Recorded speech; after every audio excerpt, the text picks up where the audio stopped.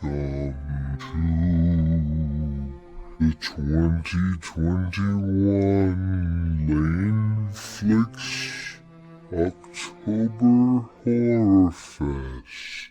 Today we're at Camp Kill, and Tommy and I have been tasked with finding some of the best fall horror films, and we decided that we would go to Camp Kill because it's the best place to find scary stuff. And so we just got done cooking up some stuff. I got my archery bow here, and one of the camp counselors is actually with me right now.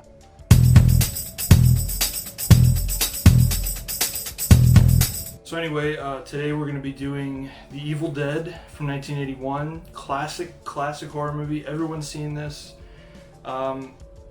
It is the beginning of, I don't want to say a new era of horror, but certainly a new idea of what horror can be. This is a movie Tommy and I have loved for years now, and we're going to be doing all three of the Evil Dead films. And he's doing Evil Dead 2 and Army of Darkness with me, so that'll be really fun. But yeah, so let's just kick it off. It's a movie that he and I reviewed like years ago, probably at least 3 years ago now, and we loved it. We reviewed that and The Fly back to back, so I did not include The Fly this year for the HorrorFest, but we will be doing The Fly at some point, so stay tuned. The Evil Dead, directed by Sam Raimi, starring Bruce Campbell, Ellen Samwise, Richard DeManicore, Betsy Baker, and Teresa Tilly. So that's pretty much the only characters we get with lines. I mean, there's other characters, there's zombies and stuff.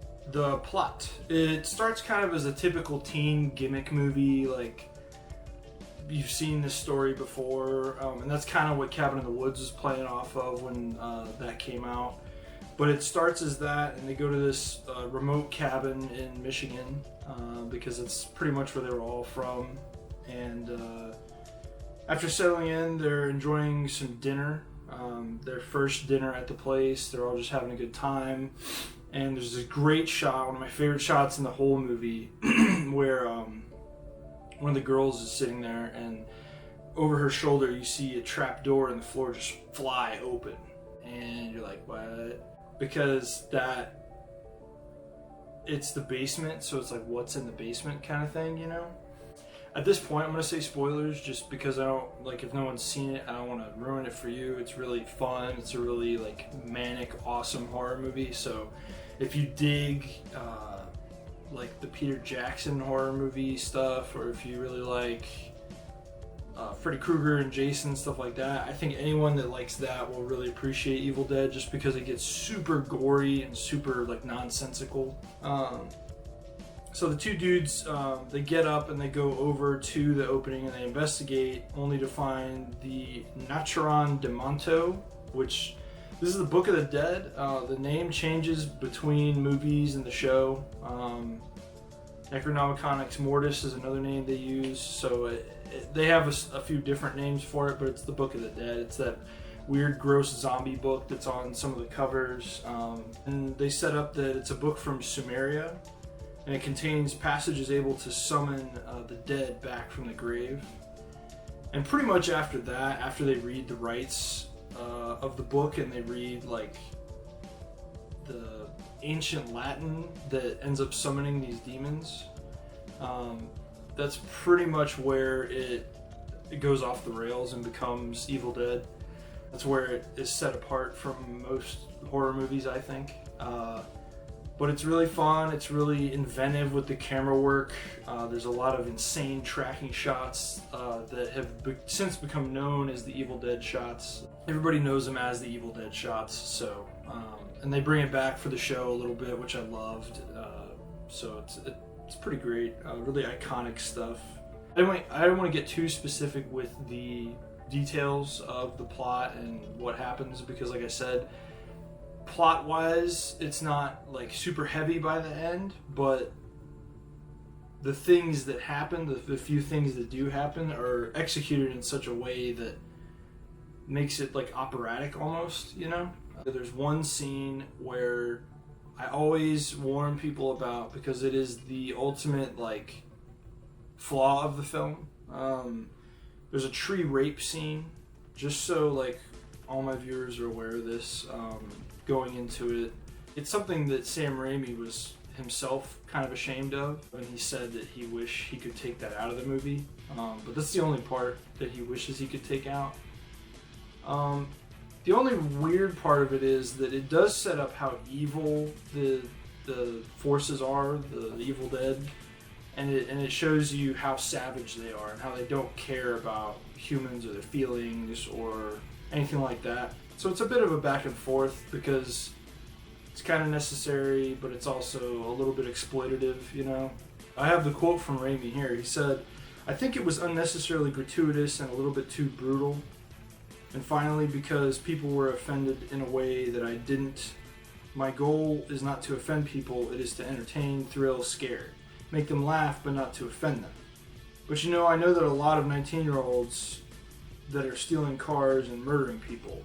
Not to make that comparison, but I think my judgment was a little wrong at that time." So it's apparent he regrets putting it in the movie, and he's not like, "Oh, look at me, I'm a shocker, I'm a crazy guy." And he is, you know, I would say a crazy filmmaker, but he's not an exploitation filmmaker, so.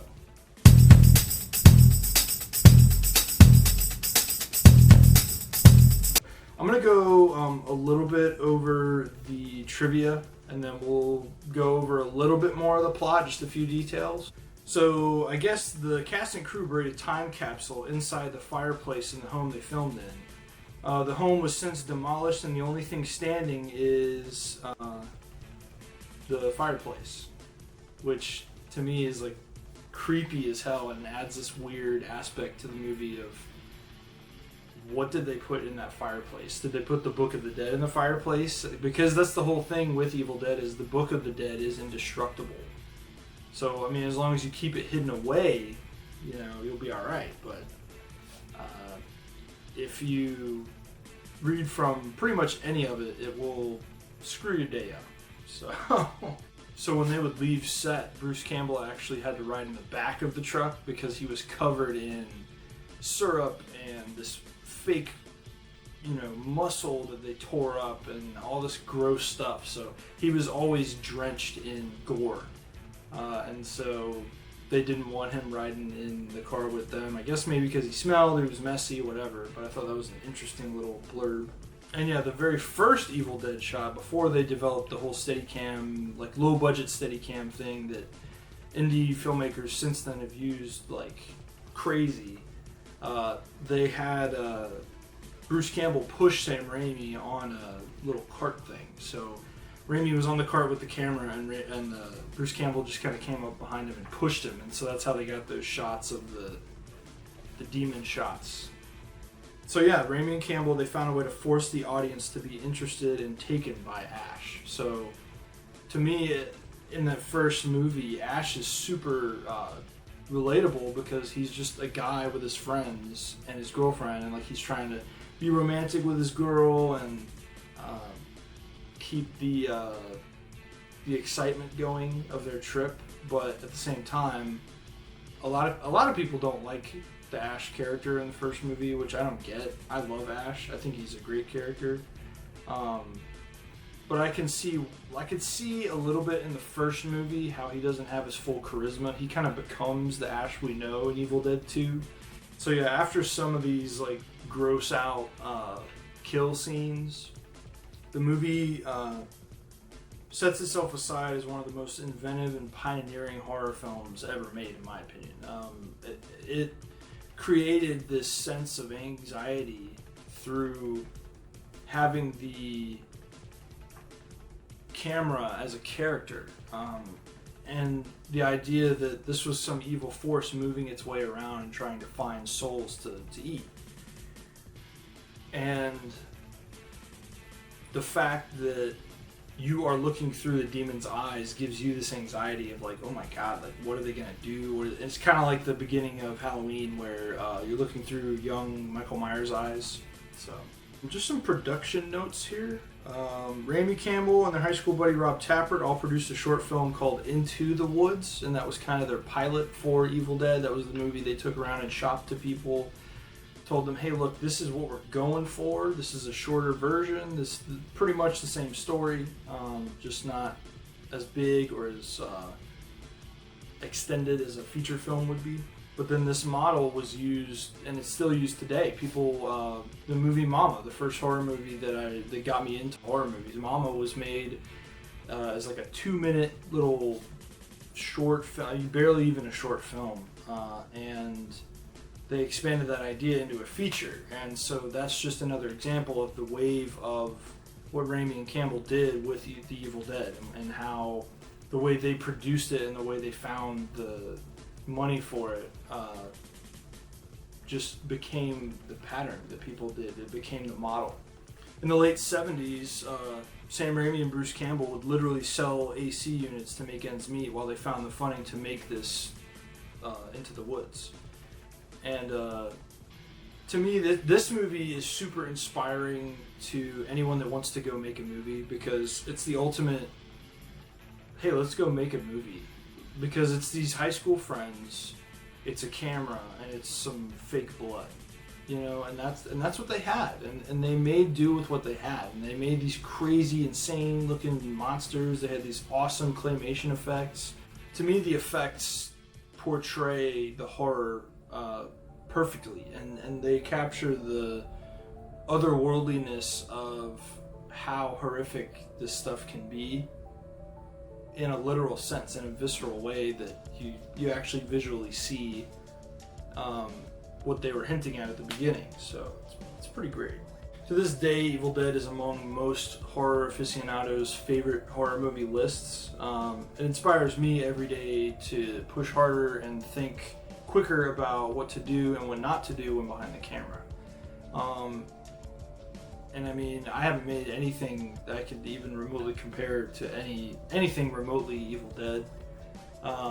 But the techniques and the style and the production of it all are, to me, evocative of how much passion can push you, and how far your inspiration can take you if you let it, and if you follow the what you want to make, you know what I mean, the art that you want to put out in the world. And this was a few years ago. I gave Evil Dead an 8.5 out of 10. As a movie, like through and through, I'd probably say it's an 8.2, 8.3. But I mean, it's one of my personal favorites, so I'm always going to be really biased for it. I don't think I could ever watch this movie again. Even if I went 20 years and didn't watch it and watched it again, it would still be something that was familiar to me, because it's one of my favorite movies ever.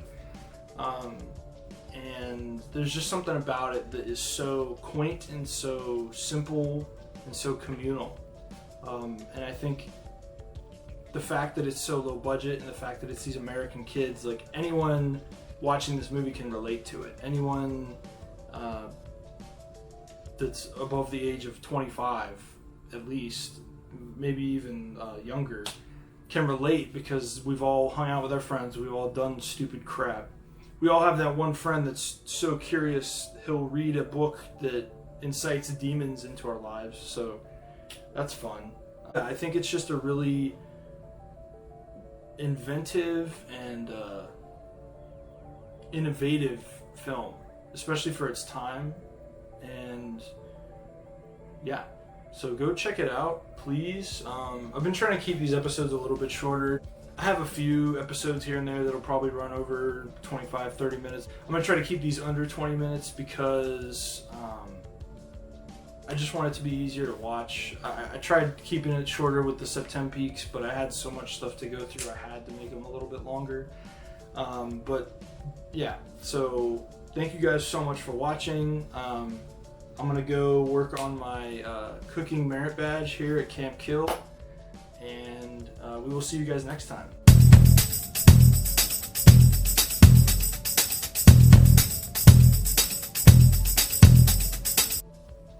Looks like you guys have all earned the Evil Dead merit badge, so let's move on to Evil Dead 2.